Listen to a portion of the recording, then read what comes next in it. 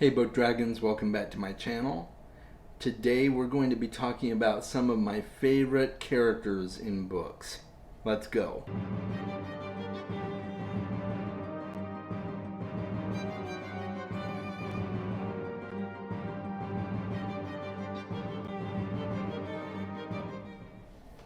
So it's really hard to come up with a list of favorite characters.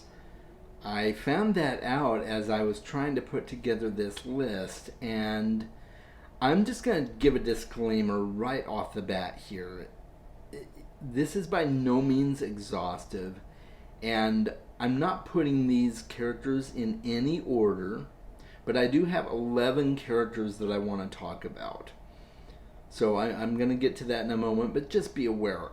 As far as ranking goes, these are by no means listed in order of my most favorite to my least favorite. I can't do that because at least with these characters, it's so hard to rank them because there's some things that would put them in my most favorite and some things that would put them in my least favorite, at least in terms of ranking on this list. So that's not going to happen, but I am going to talk lovingly about some of these characters that have just been a huge impact in my reading enjoyment. So I'm going to start off with Tyrion Lannister. Tyrion Lannister is a character from A Song of Ice and Fire, the long-running and still running book series from George R. R. Martin, which was the inspiration for the HBO show Game of Thrones. Pretty much everyone is familiar with Tyrion Lannister, I think. But Tyrion is just an absolutely brilliant character. Comic relief for the series. He just had some really powerful and heartwarming moments. He has so much wisdom that he packs into some of his monologues and dialogues with people that just really blow me away. And this is a guy who seemingly has everything against him in life. He's a little person. He's constantly called a dwarf in the most derogatory sense of the word. He's more or less unloved by his father because of the fact that he is the size that he is, and his father swears up and down that he was a bastard because of it, and it's just so much there that could tear this guy down. But instead, he is one of the most confident and sarcastic and witty characters I have ever read. He just constantly goes against the grain of what he's told he is versus who he knows he can be, and it's just amazing. I love Tyrion. Just a fantastic character, and spoiler, he hasn't died yet, and I hope he never dies in the book series. I mean, if he does, I'm going to be very pissed, but if you've read A Song of Ice and Fire, you know that no character is safe, no matter how beloved they are. So, yeah. So time will tell if George finishes the series, if Tyrion Lannister actually makes it through the entire series. I certainly hope he does. In fact, I saw a coffee table book at a bookstore, and I kick myself now that I didn't pick it up. But it's called The Wit and Wisdom of Tyrion Lannister, and it's just full of a whole bunch of his sayings and quips and witty remarks about life and war and brothels. I'm sure pop up in there because he loves to visit his brothels. It's just, Tyrion is great. So I'm gonna quit gushing because I need to move on. But yeah, Tyrion Lannister is one of my favorites. And along the note of witty, sarcastic characters who constantly overcome their barriers in life, that would be Sandan Galacta from the first Law trilogy. Glocta is absolutely brilliant. Whether it's his diatribes against stairs, or the people who invented stairs, or whether he's torturing a victim because he's the inquisitor of this world, so he gets to torture all the people that are accused or possibly accused or maybe are actually innocent and they're being tortured anyway. And just the absolute cold heartedness that he exhibits in his everyday life and his everyday interactions with people. And yet he also has his heartwarming moments. There's not very many of them, but there are a few. He's just one of those characters that you can't help but love, or at least I can't help but love. Of all the characters in the First Law trilogy, it's the only books I've read from Joe Abercrombie so far. But of all the characters in that trilogy, Glocta has to be my absolute favorite character. And it's hard because there's so many good characters in that series, but Glocta is top of my list, I believe. The next character on my list, which will probably come as no surprise to many of you, and that is Gandalf. Gandalf the Grey, Gandalf the White. It doesn't matter what color his robes are. He's one of my favorite characters in the Lord of the Rings series. And again, that's a tough one because there's so many good characters in that series, like Samwise Gamgee and Frodo and Bilbo Baggins. There's just so many good characters, but Gandalf has always endeared me. He's just so quirky and strange and extremely aloof sometimes, but when you need him to be there, he's there. He just has a way of pushing through the core of your being and giving you exactly what you need in the moment, whether it's wisdom or a harsh word sometimes. Sometimes you need those harsh words and somebody who's going to be frank and real with you, and Gandalf is that kind of character. But he's also extremely fun at times, just to see him interacting with different characters in the book and, laughing and things like that. It's just, he's just such an amazing character. I can't just stop thinking about him. Every time I think of Lord of the Rings, I immediately think of Gandalf as the first character that comes to my mind. So, yep, that he is number 3 on this list. Remember, no ranking, but he's number 3 on this list. The next character for me would be Daenerys Targaryen.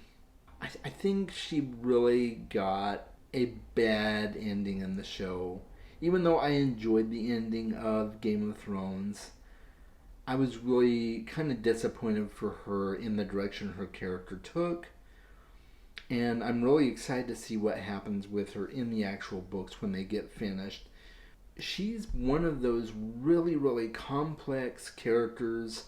You would think she would just be this demure princess from a long forgotten dead family, and yet she constantly comes to the forefront as this powerful individual, this powerful woman who alone controls 3 massive dragons and little by little just begins to command thousands and to sweep back into the world that her family once ruled and take back her legacy. And she's just an awe-inspiring character for me. There were so many moments in A Song of Ice and Fire that just rocked my world, and most of them were scenes or battles involving her. I don't know as I've encountered such a well-written character in a long time as I have Daenerys Targaryen. So many of my friends will tell you that when the show was going on, I was Team Targaryen the whole way. I wanted Daenerys to sit the Iron Throne. She's the kind of ruler that I think Westeros needs. You may think that's creepy, you may think that's weird, but that's my opinion. I absolutely love Daenerys Targaryen. The next one on my list is Hercule Poirot. The Belgian Sleuth, written and created by Agatha Christie. Hercule Poirot is one of my absolute favorite characters of all time. Just this quirky little man with his mustaches turned up and his completely unassuming and unsuspecting manner, and yet there's this brilliant mind underneath it all that is constantly working and analyzing people and learning about the different things that make people tick. And that is what makes him such a good detective, is he just has a way of disarming people so that they will tell him anything, even things that they probably wish they had not told him. He comes across as getting to know them as people, and he is. It's completely genuine. I fully believe he just happens to learn so many things that end up being beneficial if somebody gets killed, or if there's a mystery to be unfolded. And he's just an absolutely brilliantly written character. I constantly think about what a genius Agatha Christie is for creating him, and she's created other great characters as well, but Hercule Poirot has to be my favorite. The next one on my list is Robert Langdon. He is the primary protagonist in books such as The Da Vinci Code, Angels and Demons, The Lost Symbol, written by Dan Brown. Robert Langdon is quite a fascinating character. He is an archaeologist specializing in symbols, symbology, an off-and-on professor at universities, and highly sought after for his knowledge and expertise on symbols of the modern and ancient worlds. And he gets wrapped up in these suspense thriller mysteries that end up taking on a global scale, and they often involve secret artifacts hidden away in different places, whether it's in art museums or tombs, things of that nature. So you almost feel like he's a modern day Indiana Jones, but who specializes in symbology in particular. These books are just absolutely fascinating. Robert Langdon is such a cool character, and I can't help but have him on this list. He is just fascinating. I always get excited when I see that Dan Brown has a new Robert Langdon novel in the works, and I just can't wait to see what he does next with Robert Langdon. The next character on this list is Paul Atreides. He is I would say protagonist, but that's not really an accurate description of him in the Dune universe. Dune, of course, being the first book where we get introduced to Paul Atreides. He is the son of Duke Leto Atreides and heir to the throne of Caladan and Arrakis, because they moved and took over leadership of Arrakis. He's a very, very unique and complex character. He is trained in Mentat ways. Mentats are more or less human computers, so he's been trained in the ways of Mentats. He's also been trained in the way of the Bene Gesserit, which are a religious order trying to create a super being and trying to fulfill prophecy, as it were. And it's just brilliantly done. And I say I couldn't necessarily call him a protagonist because he is very much an antagonist in many ways as well. Paul Atreides is just absolutely brilliant character. I think Dune is my favorite sci-fi novel of all time. And I just can't wait to see where it goes. I've only read the first book. I am planning on reading the other 5 books in the original Dune saga. Paul is just a fascinating character. Another sci-fi character on this list is Saul from Hyperion. This is my second favorite sci-fi of all time. Out of all the characters, I think Saul is the most poignant for me. He's a father. He has a young daughter who we first meet at the beginning of the story. She is in her, I think, mid-20s, and she's embarking on an archaeology career. And she is currently part of a team that is researching and excavating the time tombs. And I don't want to say much because I don't want to give away spoilers, but there is a cataclysmic event involving her, and to see Saul's interactions with his daughter and his journey with his daughter is absolutely heart wrenching in a good way and in a painful way. I can't say enough good about Saul. Such a loving father, and the emotional roller coaster that he goes through with his daughter, and the whole reason that he's along on the journey to visit the Shrike in this book series is just beautiful and painful. And of all the characters that we get to learn about in this book series, he is my absolute favorite. I highly recommend that you guys read Hyperion. Saul's story in particular is just amazing. The next one on my list is Al-Anon. He is the first of the druids that we encounter in the Shannara series by Terry Brooks. The first 3 books, Sword of Shannara, Elfstones of Shannara, and Wish Song of Shannara, directly involve Al-Anon as a main character in the plot. Some of the other books have him as a pop-up character, cameo, if you will, but Al-Anon is directly involved in the story of the first 3 Shannara books, and he is just this extremely complex, dark, brooding character, extremely powerful, extremely intimidating at times, makes you stand in awe every time you see him interact in the world of Shannara, and the things he does, and the character interactions that he has with probably what should be considered the main characters of the book, the Olmsford family and their successors.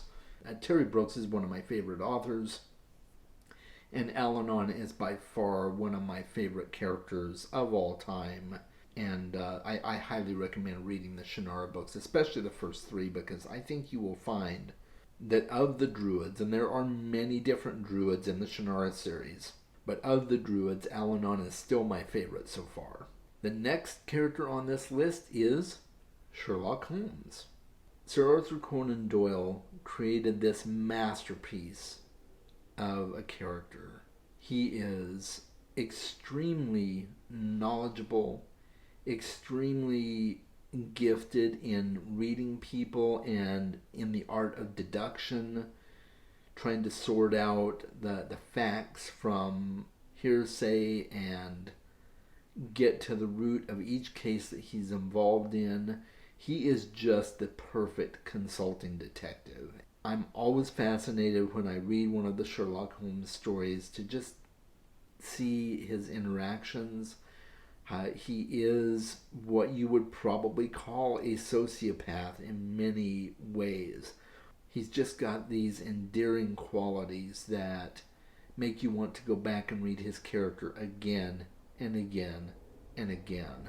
He's just such a relatable character in so many ways, and charming in so many ways, intimidating in so many ways as well. He's got so many different facets to his character, and I just can't help but go back to him again and again. He's just brilliant. The last character on this list, and by no means is he ranked last, and that would be the demon Crowley from Good Omens. So many great characters in Good Omens. I love Aziraphale as well. I love Anathema Device. I mean, so many great characters, but Crowley takes the cake for me. He is just so funny at times.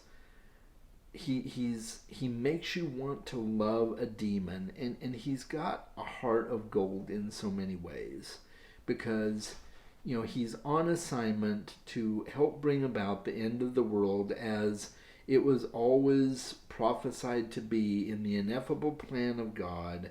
And yet he's just developed this amazing friendship with Aziraphale, and just like Aziraphale, he kind of doesn't want the world to end because he's endeared himself to humanity and in different aspects of life, and he's just not what you would expect from a demon. Even a lot of the demons don't give him the time of day because they know that he's not like them. Crowley is just fantastically written. Neil Gaiman and Terry Pratchett created something special when they created Crowley, for sure. That is my top 11 favorite characters. Let me know in the comments what you think. Let me know some of your favorite characters. I'd love to know that. And make sure you are reading more books, guys. I will talk to you soon. Take care.